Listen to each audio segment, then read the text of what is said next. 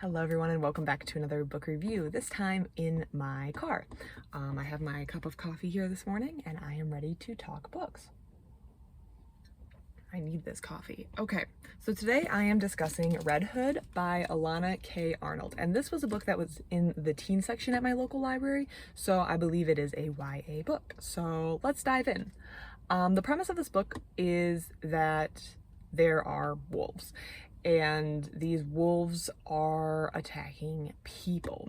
So the main character of this book her name is Bisou Martel. I think it's pronounced Bisou. I believe it's French, so I'm not quite sure how to pronounce it. Bisou. She is living with her grandmother because her mother was killed at a young age by her father, and she now lives with her grandmother. She has a pretty normal life. She's going to school. She's dating this guy named James. And that's kind of where things start. At the beginning of the book, she's going to the homecoming dance or homecoming something with James. They hang out, and afterwards they decide to go fool around in the back of James's car by these woods off on their own. And while they're doing that, Bisou gets her period for the first time, which is something that has not happened before, obviously, for her first time. So she's humiliated. She's so embarrassed. It's so embarrassing, which, like, props for her for even showing up to school, like, the next day after that happened, but whatever. So she gets out of the car and she runs through the woods because she's so embarrassed. She just wants to go home. And while going through the woods, she winds up encountering a wolf, and she winds up killing the wolf. And after she kills the wolf, she just, like, keeps on running because she's super freaked out. But the next day in class, they receive word that one of their classmates has been found dead in the woods, naked, and all of a sudden Bisou is super freaked out. So the premise of the book is these wolves that will attack people in the woods they're predatory men, basically. So they're men who are predatory to women, and then for some reason they also turn into wolves. And Bisou has these magic powers, which are also tied with her period, that allow her to sense when these wolves are out and be able to attack them and neutralize this threat. So this book, as I mentioned before, was a YA book, teen book. It definitely read like that, and I think some of my critiques of this book would just come down to the fact that I'm not the primary audience for a book like this, or I would have expected things to be handled in a little more even-mannered or not as heavy-handed manner. So the first thing that I want to address is at a certain point, Bisou realized that the wolf she killed was actually this boy, and she's upset about it, but I feel like when you realize that you have accidentally killed someone, or, I mean, she didn't accidentally, she intentionally killed the wolf because the wolf was attacking her, but she found out it was a boy. I feel like the emotional baggage, I don't know, even though it was self-defense, like, you're still gonna have to reckon with that fact yourself. So I feel like that was kind of like, we kind of just moved through it. And I think it's because in a teen book, the author didn't want to spend a lot of time dealing with the emotional baggage of taking someone else's life. So that makes sense, I think, for the audience. But as someone who also reads adult fiction and things that are just geared more towards an adult audience, that was something that I was surprised the author just kind of moved right past. And this happens again. The other thing that I think was kind of interesting, so she's going through her life, she's running into these wolves, she has to kill them. Then there's kind of like a tonal switch. So there's a lot of focus on her boyfriend at the beginning, and that kind of concerned me, I guess, for looking at, because she was a loner, and I feel like the book didn't do a good enough job. Maybe it did. I think towards the end they kind of addressed, like, the loneliness and how much that hurt her grandmother, because her grandmother was also one of these hunters that hunted wolves. She doesn't really feel like it's a problem, or she feels like it's normal to just never be a joiner. I feel like she doesn't have a lot of personal personality. Like, so much of her life is wrapped up with this boyfriend, and the boyfriend is never perceived as bad, or he doesn't do anything weird. But I just feel like, as an adult looking back at, like, a teenage girl's life, I would probably counsel her to make sure that she's spreading out and getting friends and having experiences outside of her boyfriend, which she does start to do at the end of the book, but that was kind of never addressed. And it just kind of felt at the beginning like she was just kind of like, if she hadn't been dating James, I don't really know what she would have been doing at the beginning of this book. It felt like everything kind of was also tied in with her relationship with James. And I feel like that was made to appeal to a teen audience. But for me, I felt like the whole James thing was just, I don't know. I don't want to say cringy, but it wasn't necessary.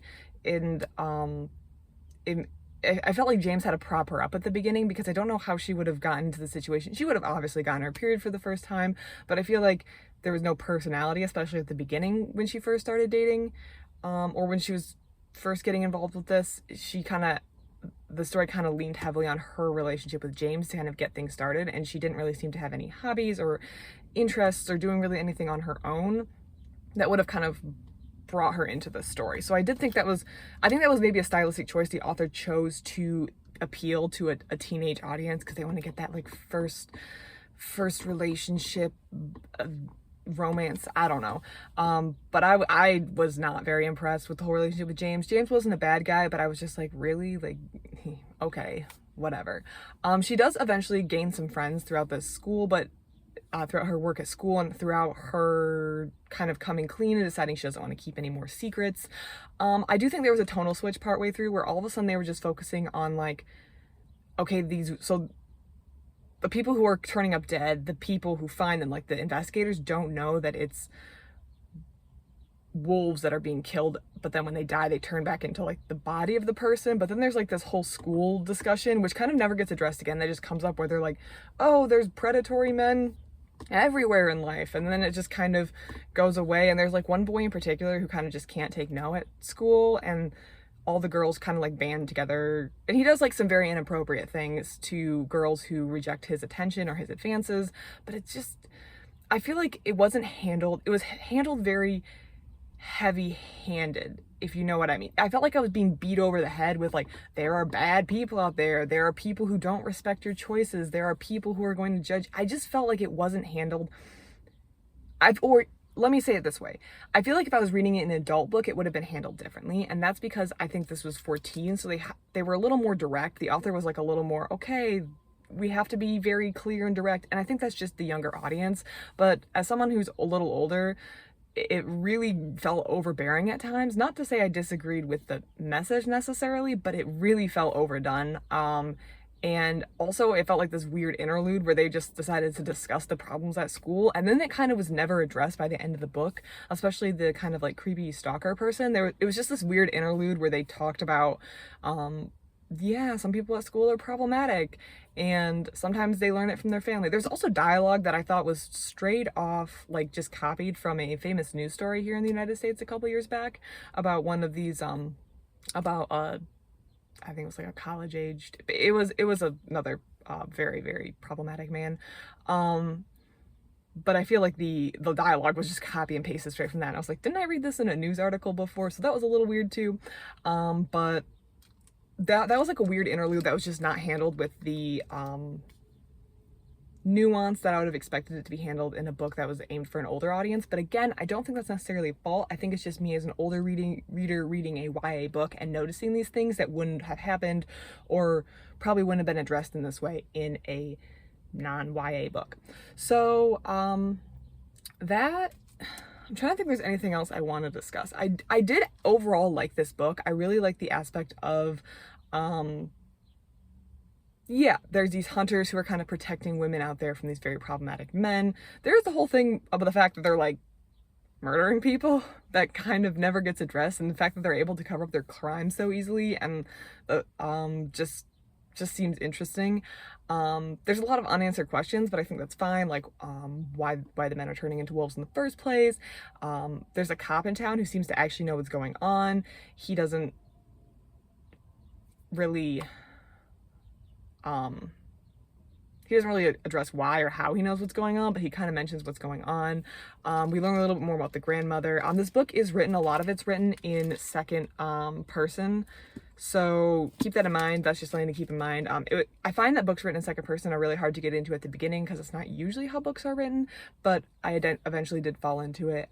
Overall, I'd probably give this a 3-star read, but I think if you're a little younger or you enjoy reading that YA book and you're okay with not having the nuance when handling some of these more difficult topics, you might actually find this to be a really good read and give it a 4-star read. I thought it was really well done. It doesn't shy away from very normal parts of human development, and yeah, difficult things that happen in life. But I gave it a 3 star just because some of the nuance that I expected in a book wasn't there. Again, that's probably just due to the age of the reader that this book was targeted for. But I did overall enjoy it, and I liked the threading of different fairy tales and myths and stories throughout it. And I really liked the concept. I liked the main character. I really liked her grandma, and I liked that she found this like group of friends, and she's deciding that things don't need to be secret anymore. And I think that's kind of the big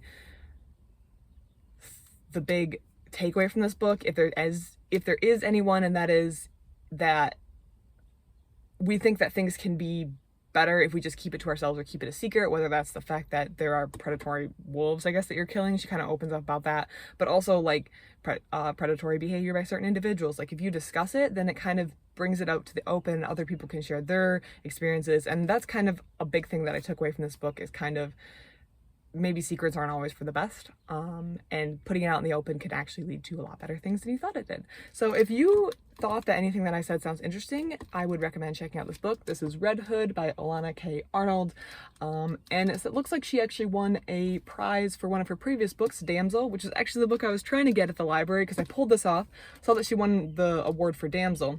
But Damsel wasn't on the shelf, so I went with Red Hood. So yeah, I enjoyed this book. It was a fun read for the last couple days, and maybe you'll enjoy it too.